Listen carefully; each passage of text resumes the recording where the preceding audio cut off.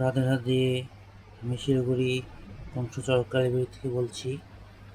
এই যে আমাদের মন্দির তথা আমাদের গৃহবাড়িতে যে রাধাকৃষ্ণ তথা গোপালের যে জন্মাষ্টমী হয়, সেই জন্মাষ্টমী উপলক্ষে আজ তার সিংহাসন মানে যেটা দোলনা বলে, সেই দোলনা রেডি হয়ে গেছে।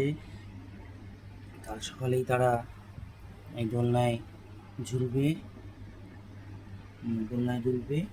তারপর তো দুপুরবেলার পুজো হচ্ছে, আর সকালবেলার পুজো হচ্ছে, রাতের পুজো হচ্ছে, এমনকি রাতে তার মহাস্নান, নতুন জামা কাপড়, তার জন্মদিন তো পালন করতেই হবে। আপনারা দেখেন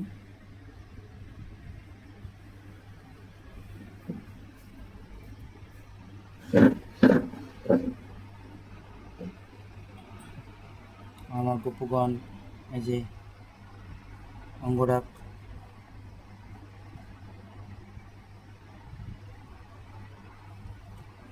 মোটামুটি হয়ে গেছে। আজকে এই গোপ দর্শন দিয়েই শেষ করলাম। কাল সবাইকে পূর্ণরূপে দর্শন দেবো।